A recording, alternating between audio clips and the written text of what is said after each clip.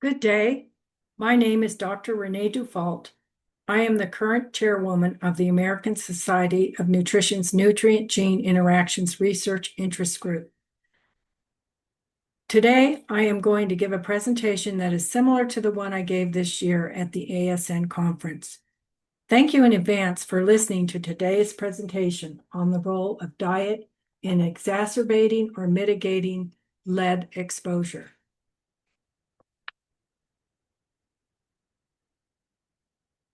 First, an easy definition for nutritional epigenetics. It is the field of study that explores how diet impacts gene behavior. Today, we are going to talk about lead, how it gets into the food supply, its toxicity, and harmful impacts on health. We will talk about how lead is metabolized and excreted, and what we can do to facilitate its excretion and mitigate its toxicity via diet. Lead competes with calcium for binding sites on protein molecules. Lead also inhibits calcium binding. With long-term exposures, the target organ for lead is bone tissue. Lead exposure has a causative role in the development of osteoporosis.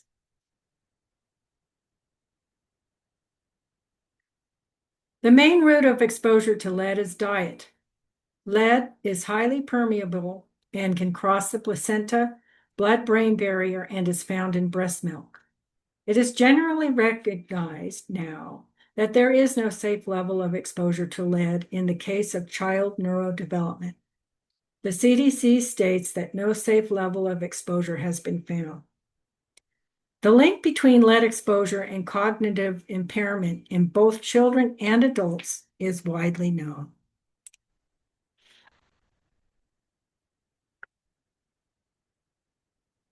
What are the primary dietary sources of lead exposure? Let's ask Bing. Bing gave the popular narrative and cited the following sources: imported foods and candies, spices, traditional medicines, lead leaching from cookware, and contaminated produce. Bing went on to say, while lead is not intentionally added, blah, blah, blah. So I asked Bing, what about the allowable 10 parts per million lead in FDA-certified petroleum-based food colors?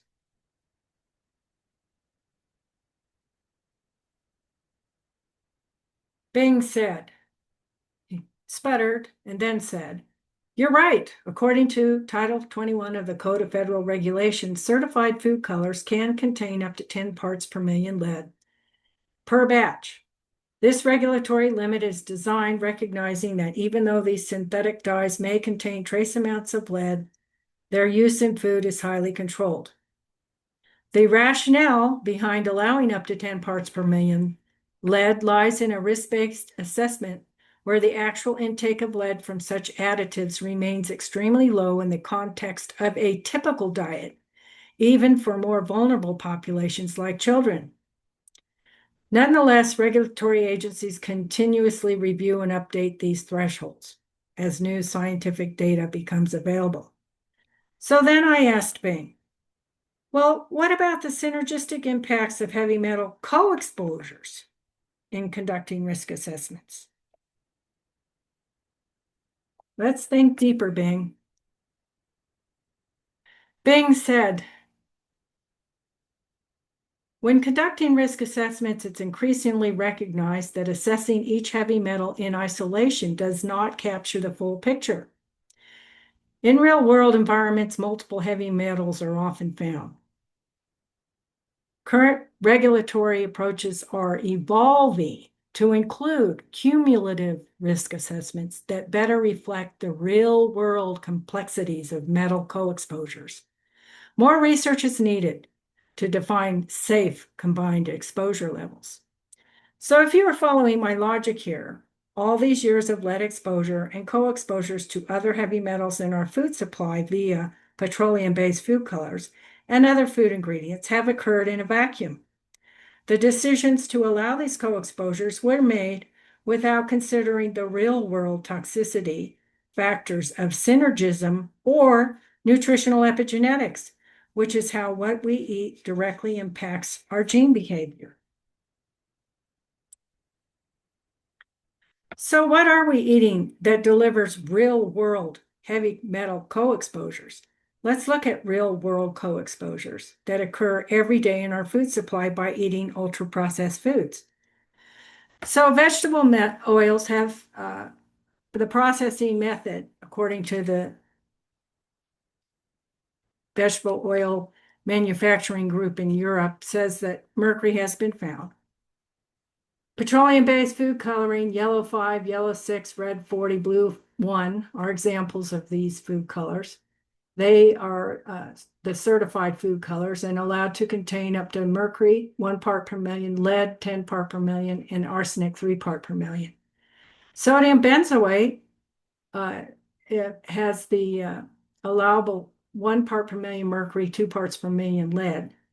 Titanium dioxide is allowed to contain up to 10 parts per million lead, 1 part per million mercury, and 1 part per million arsenic. Carrageenan can contain up to 5 parts per million lead, 2 parts per million cadmium, 3 parts per million arsenic, 1 part per million mercury. And sodium nitrite up to 2 parts per million lead. And in corn sweeteners, mercury has been found. So this is where real-world co-exposures come from. All these ultra-processed food products contain petroleum-based food colors that are certified by the FDA. Each batch of certified food color that is manufactured must be tested by an approved laboratory and certified to only contain less than the allowable amounts, such as 10 parts per million lead, 3 parts per million arsenic, and 1 part per million inorganic mercury. And we can give Claire Wybe credit for this photo. This was taken from her webpage.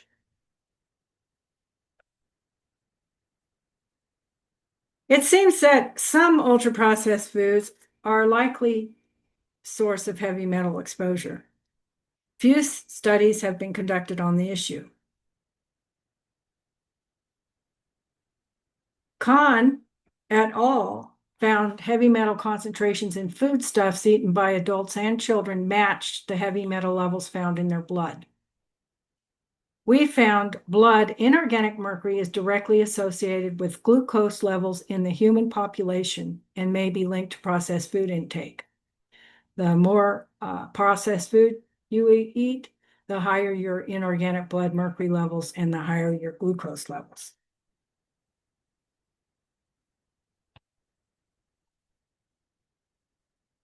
Wu found that processed food intake increases exposures to mercury and lead and is correlated to increased risk of ADHD. Infants and young children's dietary exposures to lead and cadmium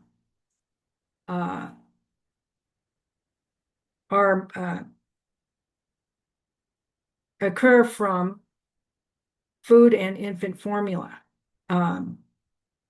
FDA researchers led by Hoffman and Panenzi found that processed baby food and infant formula intakes are major contributors of lead and cadmium exposures among infants that do not consume human milk. These were FDA researchers that found that. The problem with all these heavy metal co-exposures is that they lead to neurodevelopmental disorders like autism and ADHD. Farmani found lead, even low levels of lead exposure, elevate risk of ADHD. Al-Abdali found children with autism have higher levels of mercury and lead in their blood compared to typical children. The higher the heavy metal levels, the more severe the impairment. Al-Abdali suggested that children with autism have an impaired detoxification mechanism, and that is why they accumulate lead and mercury in their blood.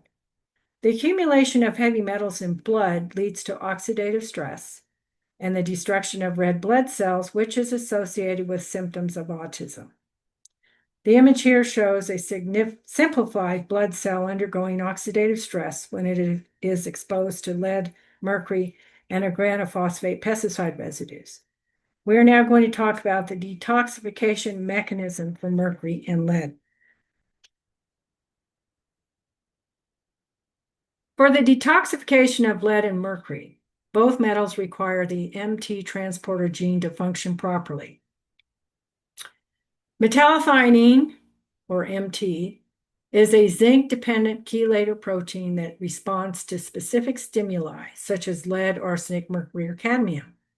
The figure shows a picture of the MT protein with silver molecule with silver-colored atoms representing zinc and the one gold-colored atom representing copper.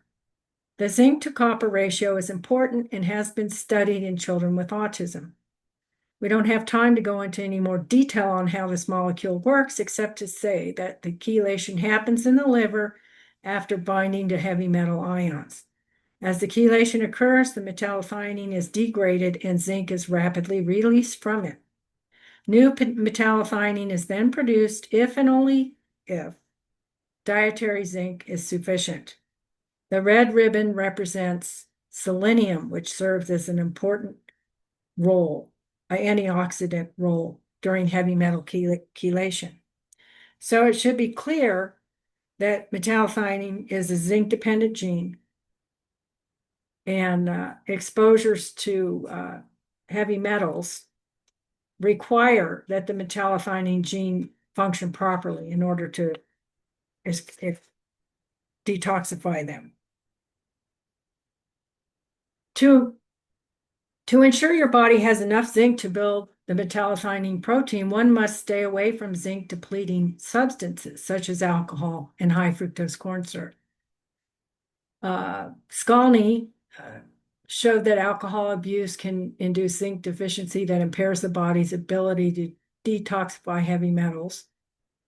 And Dietary and Keyes, and much later, Harder, in 2022, showed that high fructose corn syrup consumption can lead to zinc losses.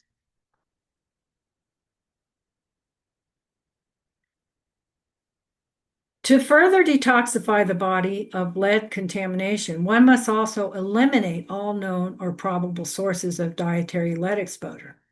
Stop eating foods with certified food colors 5, 6, and red 40, yellow 5, 6, and red 40, preservatives, sodium benzoate, and sodium nitrite, food colors, titanium dioxide, and carrageenan.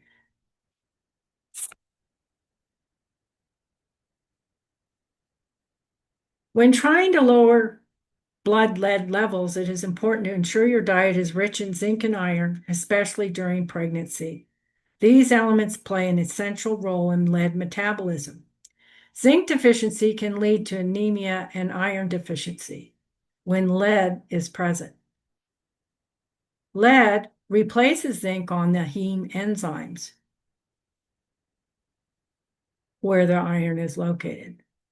Important to reduce prenatal lead exposures and ensure adequate iron intake for better neurodevelopment in children.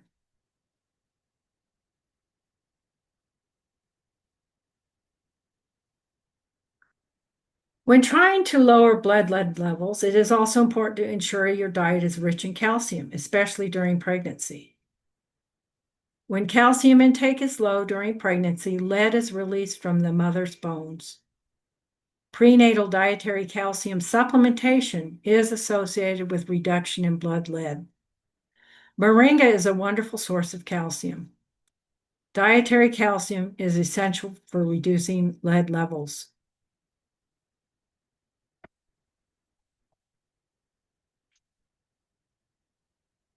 What about blood lead levels in children? Kate Mahaffey used NHANES data to determine dietary calcium intake was inversely associated with blood lead in children 1 to 11 years of age. The relationship between blood lead levels and dietary intake of calcium is consistent among infants from 3 to 12 months of age. Another study showed that. Golson et al. Looked at the variance in blood lead levels in children over a 5-year period associated with their dietary intake of calcium, zinc, and iron. The higher the dietary intake of zinc, calcium, and iron, the lower the blood lead levels. And so the variance in these blood lead levels could be accounted for by the percentage of zinc, calcium, and iron.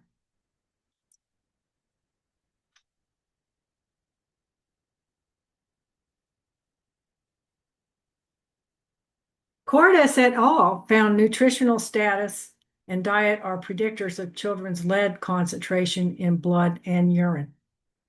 Avoid dietary sources of lead and eat a nutrient-rich whole food diet that is rich in calcium, zinc, and iron. It's all about the diet quality. Avoid food ingredients commonly found in ultra-processed foods that deplete zinc, like high fructose corn syrup, yellow 5, yellow 6, and alcohol. This is our updated nutritional epigenetics model for autism and ADHD. The first model was created in 2005 when I was still at the United States Food and Drug Administration. This figure shows a simplified version of the nutritional epigenetics model. Poor prenatal diet, right here, comprised of excessive ultra-processed food intake, results in the consumption of food colors, vegetable oils, refined sugars, and preservatives, all of which could contain dietary inorganic mercury and lead and lead to selenium deficits. These food ingredients contribute to mercury and lead exposures and deficits in nutrition such as selenium and zinc losses, okay? This we know from previous studies. Zinc loss and selenium deficits disrupt the metallothionein protein production, which leads to the bioaccumulation of mercury and lead in the blood. These heavy metals in the blood create oxidative stress and symptoms associated with child behavioral and learning disorders. Oxidative stress impacts DNA methylation patterns, creating adverse child health and learning outcomes in the next generation. A healthy diet free of ultra-processed foods may reduce mercury and lead levels and symptoms associated with behavioral and learning disorders, such as autism and ADHD. We published all of these, this particular model or refined model in 2025 in a paper titled Biomarkers for Tracking Metabolic Changes Pre- and Post-Nutritional Epigenetics Diet Intervention to Prevent Autism and ADHD.